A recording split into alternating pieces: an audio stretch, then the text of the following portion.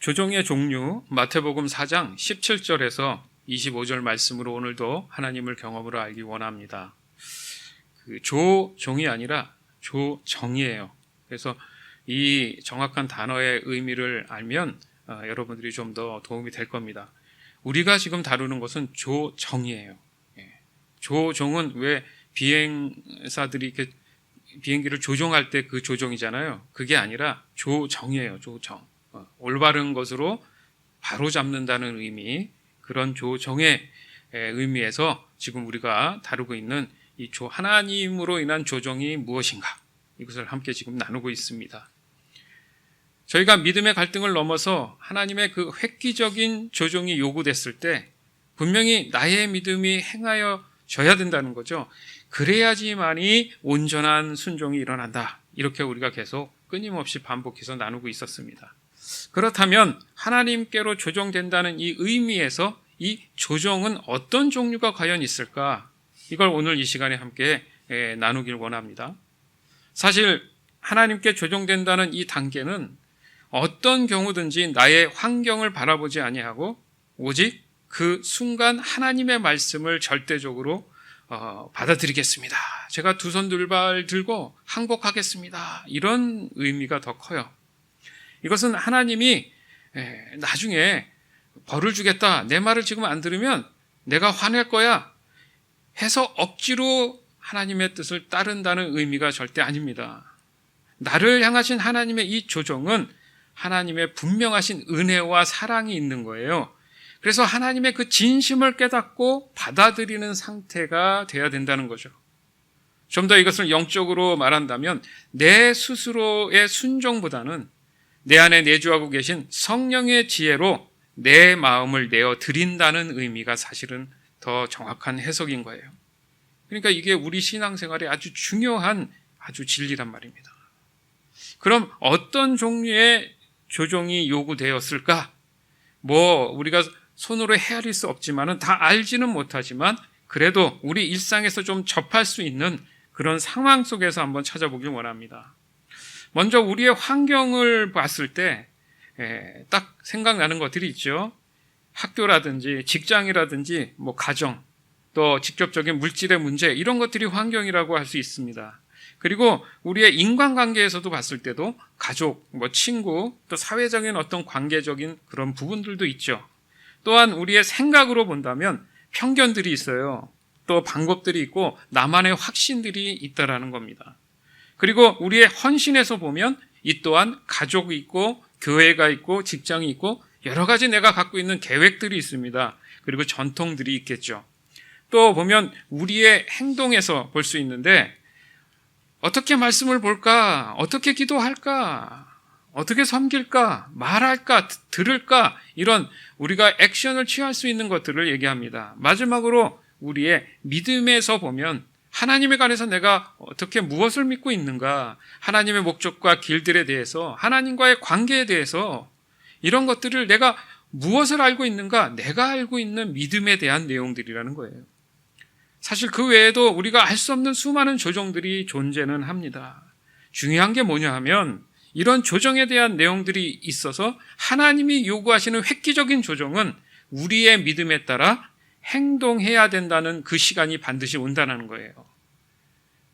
행동을 통해서 내 믿음에 대한 확신이 생길 수 있다는 거죠. 그 시간이 오면 우리는 믿음의 갈등에 부딪히게 돼 있어요. 그때 나의 믿음을 결정을 해줘야 된다는 얘기가 됩니다. 그 순간순간 그런 일들이 많이 일어나겠죠.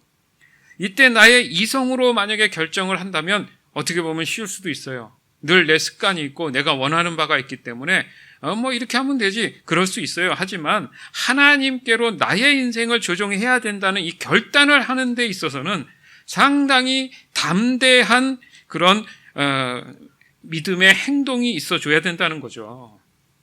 즉 하나님이 요구하시는 획기적인 조정은 전에는 전혀 경험한 적도 없고 내가 가졌던 한계가 있잖아요. 그 한계 이상을 요구할 수 있습니다. 거기서 나의 믿음에 대한 상태를 확인할 수 있게 된다는 거예요. 그러면 성경에서 여러 가지 조정에 대한 믿음을 어떻게 반응했는지 우리가 함께 성경을 보면서 함께 나누겠습니다. 마태복음 5장 43절에서 48절. 내 이웃을 사랑하고 내 원수를 미워하여라 하고 말한 것을 너희는 들었다. 그러나 나는 너희에게 말한다. 너희 원수를 사랑하고 너희를 박해하는 사람을 위하여 기도하여라. 그래야만 너희가 하늘에 계신 너희 아버지의 자녀가 될 것이다. 아버지께서는 악한 사람에게나 선한 사람에게나 똑같이 해를 떠오르게 하시고 의로운 사람에게나 불의한 사람에게나 똑같이 비를 내려주신다. 너희를 사랑하는 사람만 너희가 사랑하면 무슨 상을 받겠느냐? 세리도 그만큼은 하지 않느냐? 또 너희가 너희 형제 자매들에게만 인사를 하면서 지내면 남보다 나을 것이 무엇이냐? 이방 사람들도 그만큼은 하지 않느냐? 그러므로 하늘에 계신 너희 아버지께서 완전하신 것 같이 너희도 완전하여라. 아멘. 하나님이 완전하신 것 같이 너희도 완전하여라. 이 말씀은요, 인간관계와 또 생각에 대한 조정을 말씀하시는 거예요. 예를 들어서 예수님이 지금 말씀하신 거 보니까 과거에 율법에는 이웃을 사랑하지만 원수된 자들은 미워해라. 이런 전통이 있었나 봐요. 하지만 예수님은 획기적 조정을 지금 요구하고 있습니다. 원수도 사랑해야 되고 자신을 박해하는 사람들을 위해서도 기도를 하라고 지금 요구하고 있어요. 살다 보면 괘씸한 사람도 많고 상처 준 사람도 많고, 그렇죠? 나를 힘들게 했던 사람들이 얼마나 많습니까? 그들을 어떻게 하라고요? 사랑해라. 나를 핍박하고 어렵게 했던 사람들을 위해서 기도해라. 획기적인 조정 아니겠습니까? 그래야지만이 너희가 하늘에 계신 너희 아버지의 자녀가 될 수 있다. 무슨 말입니까? 그리스도인이 되기 위해서는 획기적인 이런 조정이 있어야 된다는 말씀이세요. 그러니까 그냥 내가 그럼 오늘부터 사랑해야지, 이게 아니고 우리가 깨달아야 될 게 뭡니까? 하나님이 내 안에 계심으로 그 하나님의 사랑과 예수 그리스도의 이름으로 사랑할 수 있는 방법들이 깨달아져야 된다는 얘기예요. 하나님은 악한 사람이나 선한 사람들 모두에게 똑같이 해를 떠오르게 하신다. 맞죠? 지금 해는 동시에 뜨잖아요. 누구는 뜨고 누구는 안 뜨지 않는다는 얘기잖아요. 그 다음에 의로운 사람이나 불의한 사람이나 똑같이 비가 내리면 다 맞고 안 맞을 수도 있다, 그 얘기입니다.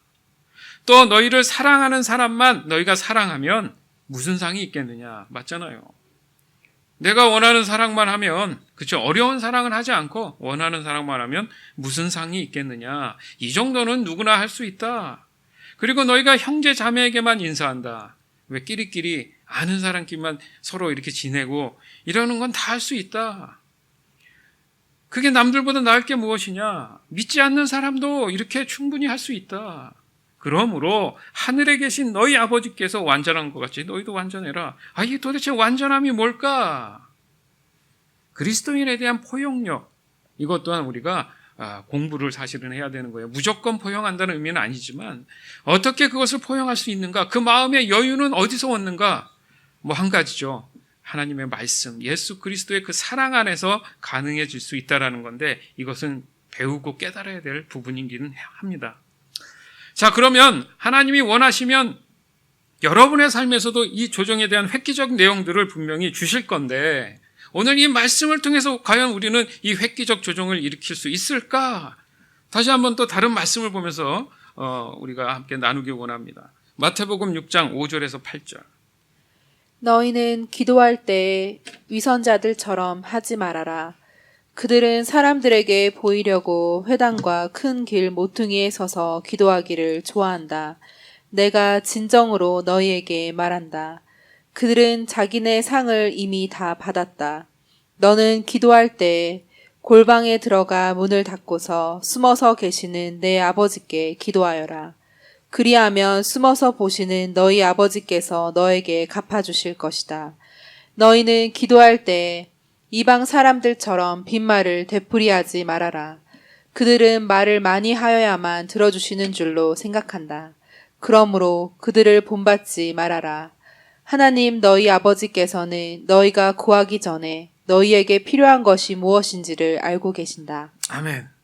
중요한 지금 기도에 대한 내용들입니다. 기도에 대한 이 획기적인 조정인데 바로 이것은 행동에 관한 조정이에요. 너희는 기도할 때에, 즉 종교적인 형식적인 믿지 않는 사람들처럼 빈말을 되풀이한다. 그들은 말을 많이 하면 하나님께서 들어줄 줄 생각을 한다. 여러분, 기도는 한마디를 하더라도 하나님께 집중하는 거예요.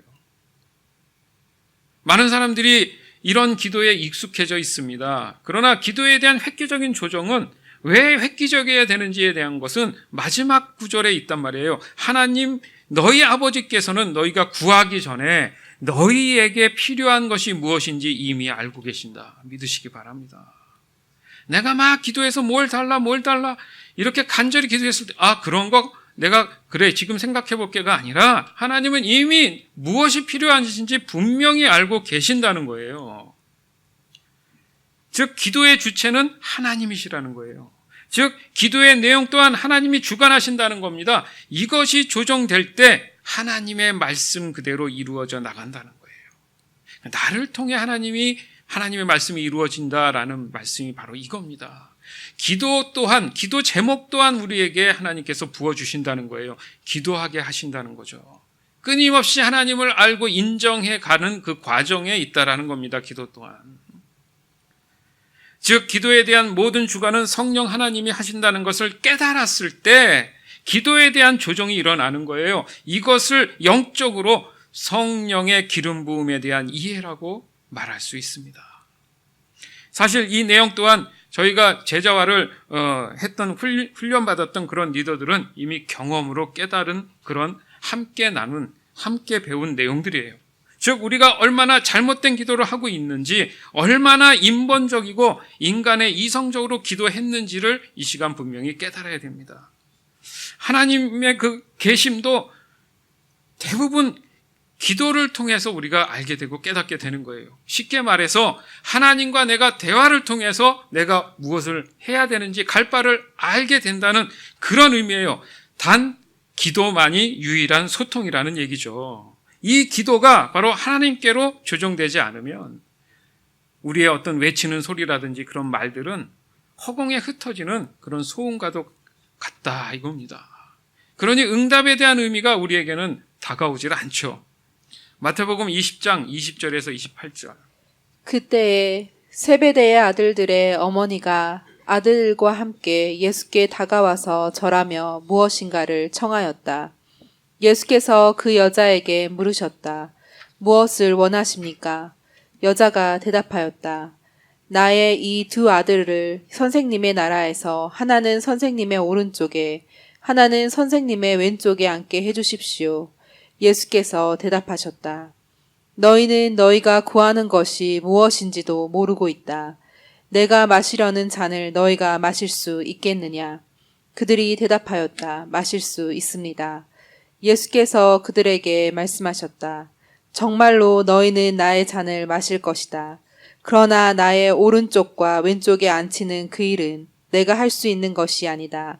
그 자리는 내 아버지께서 정해놓으신 사람들에게 돌아갈 것이다. 10 제자가 이 말을 듣고 그 두 형제에게 분개하였다. 예수께서는 그들을 곁에 불러놓고 말씀하셨다.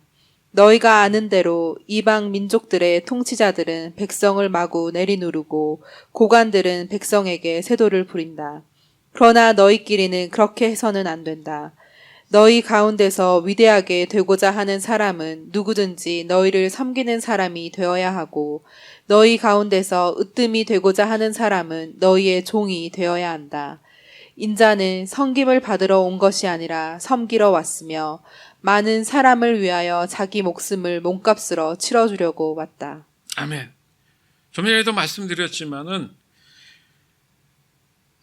내 아버지께서 정해놓아진 그런 사람들로 인해서 하나님은 일하신다. 즉 하나님이 모든 것을 주관하신다라는 이 인정.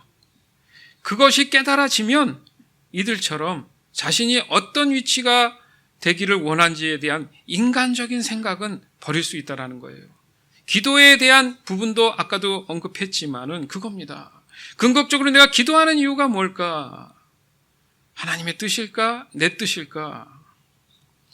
이런 부분들이 조정되지 않으면 항상 내 삶은 하나님의 응답이 없는 삶으로 살아갈 수 있다는 겁니다. 방금 읽었던 이 내용은 바로 인간관계나 생각과 행동에 관한 거예요. 몇 가지를 동시에 들 수 있는 이 조정으로 보입니다. 여러분, 자식을 가졌다는 것, 그러면 자식이 잘 되기를 바라죠. 이것은 일반적인 부모님들의 마음일 수 있습니다. 그러나 이 또한 획기적인 조정 안에서 볼 때는 다른 의미를 사실 가지고 있다는 거예요. 보면 너희끼리는 그렇게 해서는 안 된다. 너희 중에 위대하고자 하게 되면 그 사람은 도리어 다른 사람을 섬기게 될 것이다. 으뜸이 되고자 하는 사람은 도리어 종이 될 것이다. 그러면서 예수님은 내가 온 이유는 섬김을 받으려 온 것이 아니라 섬기려 왔다. 한마디로 말하면 관계나 생각이나 행동이 자기 중심이 아닌 하나님 중심으로 조정이 돼야지만이 된다는 이 획기적인 믿음을 요구하고 계신다는 거예요. 왜냐하면 사람이 자기 중심을 버리고 하나님 중심으로 살아가는 것이 획기적인 조정 아니겠습니까? 쉽지 않잖아요. 자기 생각 내려놓는다는 게. 수많은 말씀을 들었고 수많은 세월을 훈련을 받아도 자기 생각 떨치기가 쉽지 않잖아요. 그것을 획기적인 조정이라고 하는 겁니다. 다 내려놓고 어떻게 하나님의 말씀에 순종하며 살아갈 수 있을까? 여러분이 지금 가지고 있는 인간관계나 생각이나 행동을 한번 돌아보세요. 충분히 공감할 수 있는 내용일 것입니다. 사도행전 10장 11절에서 20절. 그는 하늘이 열리고 큰 보자기 같은 그릇이 내 귀퉁이가 끈에 매달려서 땅으로 드리워져 내려오는 것을 보았다. 그 안에는 온갖 네발 짐승들과 땅에 기어다니는 것들과 공중의 새들이 골고루 들어 있었다. 그때 베드로야 일어나서 잡아먹어라 하는 음성이 들려왔다. 베드로가 대답하였다. 주님, 절대로 그럴 수 없습니다. 나는 속되고 부정한 것은 한 번도 먹은 일이 없습니다. 그랬더니 두 번째로 음성이 다시 들려왔다. 하나님께서 깨끗하게 하신 것을 속되다고 하지 말아라. 이런 일이 3번 있은 뒤에 그 그릇은 갑자기 하늘로 들려서 올라갔다. 베드로가 자기가 본 환상이 대체 무슨 뜻일까 하면서 속으로 어리둥절하고 있는데 마침 고넬료가 보낸 사람들이 시몬의 집을 찾아서 문 앞에 다가섰다. 그들은 큰 소리로 베드로라는 시몬이 여기에 묵고 있는지를 묻고 있었다. 베드로가 그 환상을 곰곰이 생각하고 있는데 성령께서 말씀하셨다. 보아라, 3사람이 너를 찾고 있다. 일어나서 내려가거라. 그들은 내가 보낸 사람들이니 의심하지 말고 함께 가거라. 아멘. 지금 저희가 나누고 있는 내용을 어떻게 보면 잘 정리한 예일 수 있습니다. 하나님께서 깨끗하게 하신 것을 속되다 하지 마라. 베드로는 자기의 선입견, 자기의 생각으로 전통에 의해서 이미 자기가 경험했던 인간의 생각에서 하나님께 지금 도전하는 거예요. 그러나 하나님은 사람들이 생각하는 부정한 것을 도리어 하나님께서는 깨끗하다고 정결하다고 내어줬습니다. 그러면요, 과거에 어찌 됐던 간에 하나님이 그것이 깨끗하다고 하면 예, 맞습니다 라고 내가 내려놓는 하나님의 뜻을, 말씀을 받아들일 수 있는 그런 말씀을 지금 하고 계신 거예요. 그래서 결국 뭡니까? 도저히 알 수 없으니까 기도 가운데에 성령께서 그 답을 알려주시잖아요. 우리의 기도의 패턴이 그렇다는 얘기예요. 바로 이 조정은 바로 생각과 믿음에 대한 획기적 조정을 얘기합니다.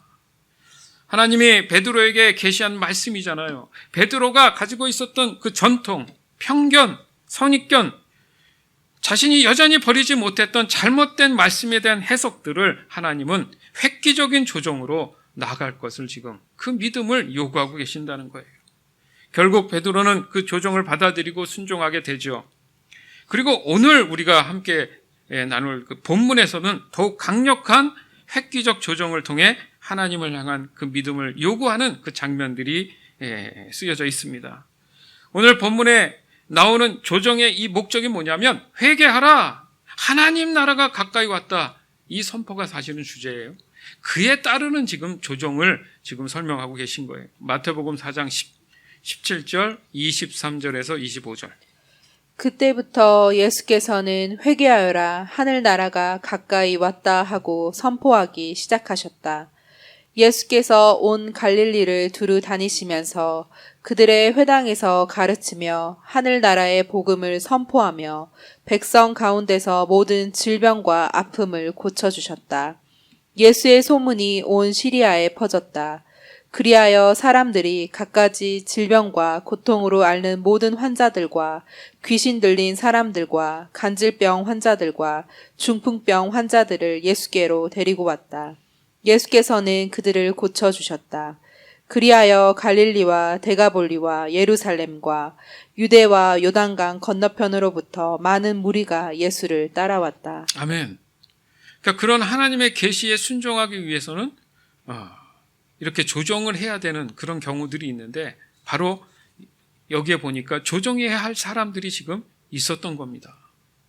다시 한번 좀 더 보겠습니다. 마태복음 4장 18절에서 22절. 예수께서 갈릴리 바닷가를 걸어가시다가 두 형제 베드로라는 시몬과 그와 형제간인 안드레가 그물을 던지고 있는 것을 보셨다. 그들은 어부였다. 예수께서 그들에게 말씀하셨다. 나를 따라오너라. 나는 너희를 사람을 낚는 어부로 삼겠다. 그들은 곧 그물을 버리고 예수를 따라갔다. 거기에서 조금 더 가시다가 예수께서 다른 두 형제, 곧 세베대의 아들 야고보와 그의 동생 요한을 보셨다. 그들은 아버지 세베대와 함께 배에서 그물을 깁고 있었다. 예수께서 그들을 부르셨다. 그들은 곧 배와 자기들의 아버지를 놓아두고 예수를 따라갔다. 예수를 따라갔다. 예수를 따라갔다. 베드로와 안드레 그리고 야고보와 요한은 누굽니까? 예수님의 제자들이잖아요. 그들은 복음의 첫 사명을 감당해야 될 역사적인 인물들이에요. 따라서 그들에게 있어서 획기적인 조정은 자신들의 환경을 내려놓는 것이었습니다. 그들의 절대적인 환경이었던 배와 그물과 아버지를 버리고 놓아두고 오직 하나님께로 조정받아야 하는 그런 순종인 듯 보인다는 얘기죠. 그들의 직업이 뭐라고요? 어부였습니다. 고기를 잡아서 시장에 팔아서 먹고 사는 사람들이었어요. 그들에게는 지켜야 될 분명히 가정이 있었을 겁니다. 모든 가족은 그들만을 바라보며 살았을 수 있어요. 그래서 예수님의 이 획기적인 조정에 대한 요구는 어떻게 보면 아무리 예수님이라 해도 무슨 말씀입니까 지금. 딸린 식구들이 얼마고 지금 렌트비도 내야 되고 얼마나 이게 복잡한 삶인데 갑자기 이게 무슨 말씀이십니까? 해서 믿음의 갈등조차 그 가치를 못 느꼈을 수도 있죠. 하지만 자세히 보면 예수님이 무슨 말씀을 하시냐면 사람을 낚는 어부가 되게 해준다. 이 말씀을 하세요. 그들은 좀 판단했겠죠. 내가 지금 하고 있는 직업보다 좀 나은 직업을 주시려고 하나? 뭐 그런 생각은 할 수 있겠죠. 왜냐하면 나중에 다른 말씀을 보면 그 가정에 대한 고민을 제자들이 예수님 앞에 하는 장면들이 무릇무릇 좀 나와요. 그래서 저들에게도 나중에 더 강력한 믿음에 대한 갈등과 조정의 시간이 주어지는 것 또한 알 수 있습니다. 그렇게 본다면 사실 믿음의 갈등에 대한 이 조정의 과정에서 그들을 하나님께서 예수님을 통해 불렀는지도 모르겠어요. 중요한 것은 예수님의 명령에 그들은 어떠한 질문도 하지 않았다는 거예요. 그렇죠? 그러니까 갈등은 없었다는 거죠. 그 상황에서는. 그러니까 복음에 대한 하나님의 작정하심이 분명히 나타나 있는 거예요. 그러다 보니까 성령에 대한 능력들이 이렇게 더 확실하게 그 사람들의 마음을 감화 감동했는 그런 상황이지 않을까 이런 생각이 듭니다. 지금 주어진 나의 환경에서 보면 나는 모든 것을 다 내려놓을 수 있을까? 왜요? 이 환경이 바로 나를 지금 얘기하니까 그 환경을 쉽게 벗어나기란 죽기보다 어려울 수 있는 그런 상황들 너무나 많지 않습니까? 여러분이 더 잘 알 겁니다. 마치 이 환경에서 나와의 의지와 상관없이 벗어나라고 누가 얘기한다면 내 자신은 무책임한 사람이 되잖아요. 여태 한계 있는데 갑자기 그 자리에서 벗어나라 하니까 또 능력 없는 사람처럼 보일 수도 있죠. 가정이나 사람들에게 비난받을 수 있는 두려움도 있습니다. 네가 요즘 힘드니까 핑계대는 거지? 그럴 수도 있고 수많은 일이 있었을 거 아닙니까? 한 번 더 생각해 보면 아무런 유익도 없고 돈벌이도 안 되고 비전도 없는 것 같고 허황된 어떤 것들을 얘기하는 것 같은 뭔가 좀 한심한 사람쯤으로 보여지는 그런 느낌을 가졌을 수도 있죠. 도대체 과연 복음이 뭐길래 지금 절대적인 이 환경을 모두 버리고 하나님이 원하시는 획기적인 조정으로 순종해야 하는가, 이런 생각 안 드십니까? 지금도 마찬가지예요. 예수님이 갑자기서 부르지 않는 상황이라 할지라도 여러분 안에는 분명히 하나님이 원하시는 조정들이 반드시 존재합니다. 왜요? 하나님은 살아계시고 이 땅을 계속 이렇게 주관하고 계시니까. 여러분 안에 분명히 끊임없는 갈등들이 있을 겁니다. 그걸 지금 우리가 얘기하고 왜 그런지를 깨닫자는 얘기예요. 그럼 지금 여러분의 미래는 그 누구보다 확신합니까? 심지어 하나님이 뭐라 해도 아닙니다. 하나님, 나는 분명하고 내 갈 길을 정확히 알고 있습니다. 제가 얘기하는 대로 다 이루어지고 있습니다. 전혀 저는 두려움이 없습니다. 이렇게 얘기할 수 있습니까? 이렇게 얘기할 수 있다면 사실 문제가 없죠. 그래서 사람마다 하나님이 원하시는 획기적인 조정이 필요하다는 얘기예요.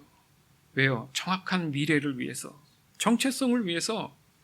그것도 나에게 있어서는 절대 놓을 수 없는 것들을 갑자기 오셔서 내려놓으라고 한다면, 그럴 때 여러분의 미래가 아무리 전지전능하신 하나님이라 할지라도 전혀 문제가 없다면 하나님께 조정을 거부하십시오. 저는 필요 없습니다. 저는 너무 잘하고 있습니다. 그러나 지구 이 역사상 그런 경우는 0%라는 사실을 여러분 아십니까?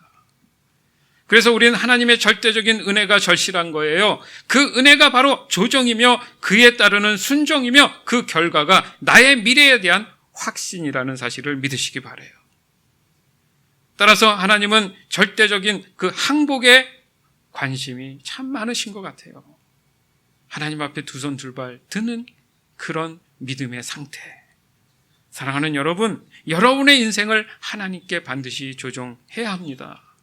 조정은 언제든지 한 인격제로부터 하는 거예요. 즉 구원이라는 것은 나와 하나님과의 1:1 인격적인 관계에서 이루어지잖아요. 여러분의 관점이 하나님의 관점처럼 되기 위해서 조정되어야 합니다.